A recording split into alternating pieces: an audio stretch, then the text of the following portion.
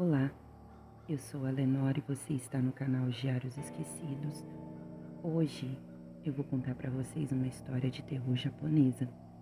Mas antes de começar, eu gostaria de pedir, por favor, para você se inscrever no meu canal, deixar um like, fazer um comentário e, se possível, compartilhar o meu vídeo com alguém que você acha que pode gostar desse tipo de conteúdo. Se você estiver me ouvindo nas plataformas de podcast, eu gostaria de pedir, por favor, para você se inscrever no meu canal do YouTube. É bem rápido e me ajudaria bastante. Bem, vamos lá? O fantasma do Poço das Violetas. Na terra selvagem de Yamato, ou perto de suas fronteiras, há uma bela montanha conhecida como Yoshinoyama, famosa não só por sua abundância de flores de cerejeira na primavera, mas também celebrada em associação a mais de uma batalha sangrenta. E, de fato, Yoshino poderia ser definida como cenário de batalhas históricas. Muitos dizem que em Yoshino estamos caminhando sobre a história, pois Yoshino em si é a história. Perto da montanha Yoshino existe outra conhecida como Tsubosaka, e entre elas está o vale Shimizu-tani, no qual está o Poço das Violetas. Com a chegada da primavera nesse tani, a grama assume uma coloração verde esmeralda perfeita e o musgo cresce com abundância sobre as pedras e rochas. Perto do fim de abril, grandes extensões de violetas selvagens de um roxo intenso aparecem nas partes mais baixas do vale, enquanto nas laterais as aleias cor-de-rosa e escarlates crescem de uma forma que desafia qualquer descrição. Cerca de 30 anos atrás, uma linda moça de 17 anos de idade chamada Shinji percorria o Shimizu-tani acompanhada de 4 servas. Estavam lá para um piquenique e, obviamente, em busca de flores silvestres. O Shinji-san era filha de um daimyo que vivia nas proximidades. Todos os anos tinha o hábito de fazer piquenique e passear pelo Shimizu-tani no fim de abril para procurar sua flor favorita, a violeta roxa, também chamada de sumire. As 5 moças carregando cestos de bambus colhiam as flores avidamente, desfrutando dessa tarefa como apenas as garotas japonesas são capazes. Elas rivalizavam para ver quem teria o cesto mais bonito.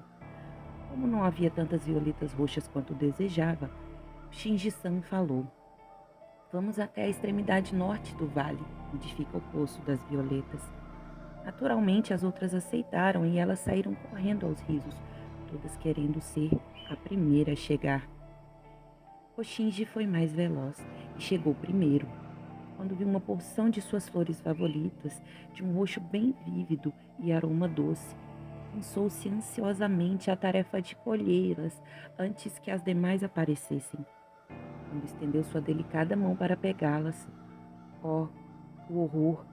Uma enorme cobra da montanha espichou a cabeça para fora de seu covil secreto. O Shinji-san levou um susto tamanho que desmaiou na hora. Nesse meio tempo, as outras garotas já haviam desistido da corrida, imaginando que seria melhor deixar sua senhora chegar primeiro.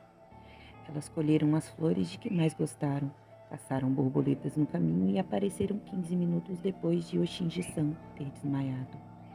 Ao vê-la caída na grama, as servas foram acometidas por um grande medo de que ela estivesse morta, e a preocupação só cresceu quando as moças viram uma enorme cobra verde enrolada perto de sua cabeça. Elas gritaram, como costumam fazer a maioria das garotas nessas circunstâncias, mas uma delas, Matsu, não perdeu a cabeça como as outras e jogou seu cesto de flores sobre a cobra, que, incomodada com o ataque, desenrolou seu corpo e deslizou para longe em busca de um lugar mais calmo. Em seguida, todas as 4 se debruçaram sobre sua senhora. Em vão, acariciaram suas mãos e jogaram água em seu rosto. A linda pele de Shinji foi ficando cada vez mais pálida, enquanto os lábios vermelhos assumiam um tom arroxeado, que é um sinal de aproximação da morte. As servas ficaram inconsoláveis. As lágrimas escorriam por seus rostos. Não sabiam o que fazer, pois não conseguiriam recarregá-la. Que situação terrível! Justamente nesse instante, ouviram a voz de um homem logo atrás delas. Não fiquem tão tristes. Eu posso fazer a moça recobrar a consciência, se me permitirem. Quando se viraram, elas se depararam com um homem de uma beleza notável, de pé sobre a grama a no máximo 10 passos de distância. Parecia um anjo do céu. Sem dizer nada, o jovem se aproximou da figura prostrada de Oshinji e, separando-a pela mão, sentiu seu pulso. Nenhuma das servas quis interferir e apontar a quebra da etiqueta. Ele não pedira permissão, porém seus modos eram tão gentis e simpáticos que elas não conseguiram dizer nada. O desconhecido examinou Oshinji com toda a atenção e mantendo-se em silêncio. Ao terminar, sacou do bolso um pequeno estojo de remédios e, depositando um pouco de pó branco em um pedaço de papel, falou: "Sou um médico do vilarejo vizinho e estou voltando de uma visita a um paciente na extremidade do vale. Por sorte, decidi tomar esse caminho. Assim, posso ajudar vocês a salvar a vida de sua senhora. Deem a ela esse remédio enquanto eu vou caçar e matar a cobra." Omatsu-san enfiou o remédio junto com um pouco de água na boca de sua senhora e em poucos minutos ela começou a se recuperar. Logo depois, o médico voltou, carregando a cobra morta em uma forquilha. "Foi essa a cobra que vocês viram deitada ao lado de sua jovem senhora?" ele perguntou. "Sim, sim", elas gritaram. "É essa coisa horrenda mesmo." "Então foi muita sorte eu ter aparecido", continuou o médico, "pois é muito venenosa e temo que sua senhora logo morreria se não tivesse tomado o remédio." "Ah, vejo que a bela moça já está melhorando." Ao ouvir a voz do jovem, Oshinji-san se sentou. "Por favor, meu senhor, posso saber com quem estou em débito por ter sido trazida de volta à vida?" Ela quis saber. O médico não respondeu, mas como um homem digno e íntegro, limitou-se a abrir um sorriso. Fez uma mesura profunda e respeitosa à maneira japonesa. Em seguida, partiu da mesma forma silenciosa e discreta como chegara, sumindo na névoa tranquila que sempre aparece nas tardes de primavera no Vale de Shimizu. As 4 moças ajudaram sua senhora a voltar para casa, mas na verdade não era necessário muito auxílio, pois o remédio lhe fizera muito bem, e ela se sentia curada. O pai e a mãe de Oshinji se sentaram muito gratos pela recuperação da filha, mas o nome do belo jovem médico ainda era um segredo para todos, a não ser para a serva Matsu. Por 4 dias, Oshinji continuou bem, mas no 5º dia, por algum motivo, caiu de cama, dizendo-se doente. Ela não dormia e se recusava a falar. Só o que fazia era pensar e pensar e pensar. Nem seu pai nem sua mãe conseguiam descobrir qual era a sua doença. Não havia sinal de febre. Os médicos foram chamados, um após o outro. Porém, nenhum era capaz de determinar qual era o problema. Só o que eles viam era que a cada dia ela ficava mais debilitada. Asano Zenbei, o pai de Shinji, estava desolado, assim como sua esposa. Em vão, eles tentaram de tudo para fazer com que a pobre Shinji melhorasse, o mínimo que fosse. Certo dia, o Matsu requisitou uma audiência com Asano Zenbei, que, aliás, era o chefe de todo o clã familiar, um daimyo e um grande dignatário. Zenbei não estava acostumado a ouvir a opinião de servos. No entanto, sabendo que Omatsu era leal à sua filha e a amava quase tanto quanto ele, aceitou escutá-la, e a moça foi levada à sua presença.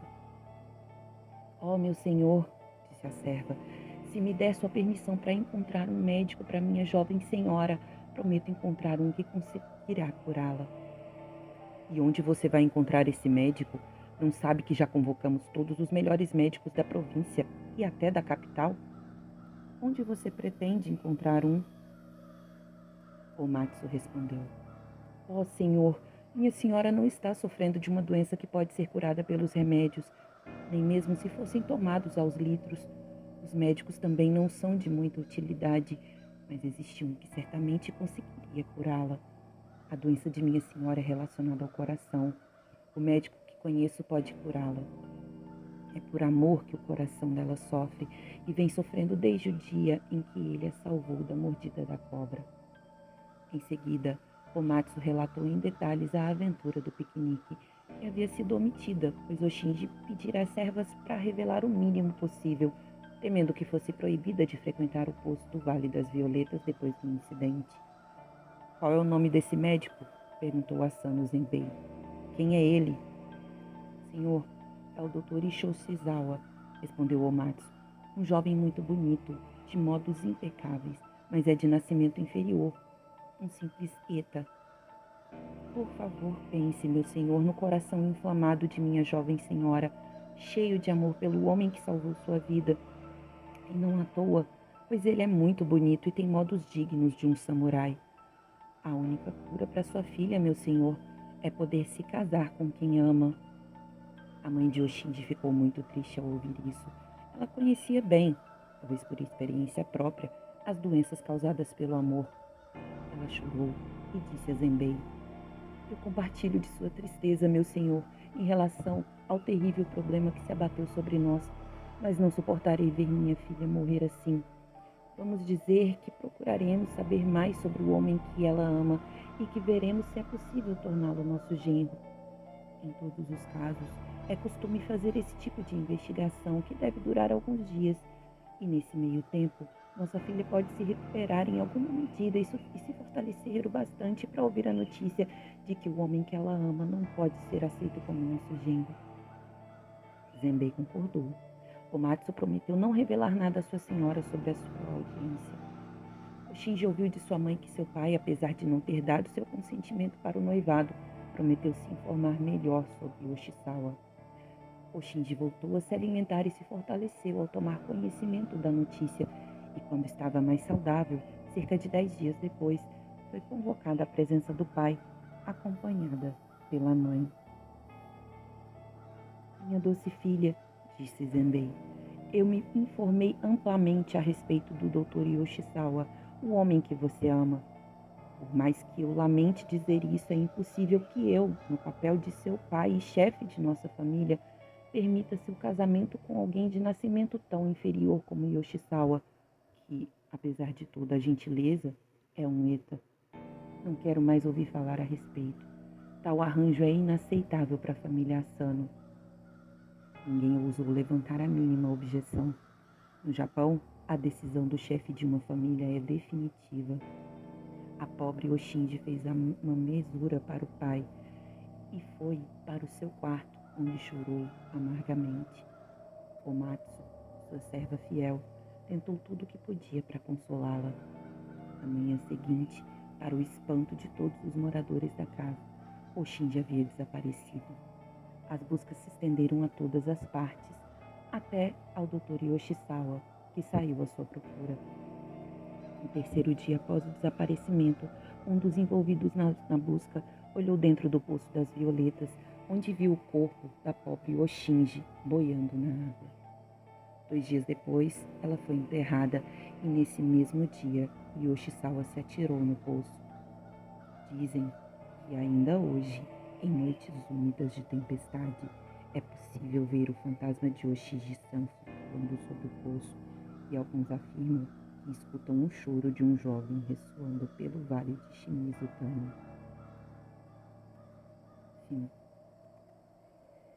Bom, pessoal, só alguns esclarecimentos. Em alguns momentos vocês viram que eu falei Shinji, em outros Oshinji.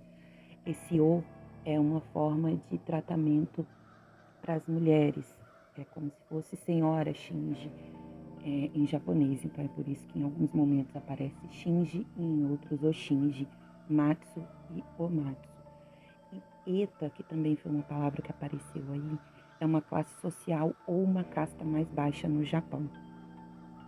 Bem, é isso. Eu espero que vocês tenham gostado. Se vocês querem que eu continue gravando os meus áudios, os meus vídeos, por favor, me ajudem a crescer. Obrigada e tchau, tchau. Ah, só mais uma coisa. Se vocês ouviram uns gritinhos aí durante o áudio, é que as minhas calopsitas, elas não são comportadas, então elas não calam a boca para eu gravar. É isso. Fui.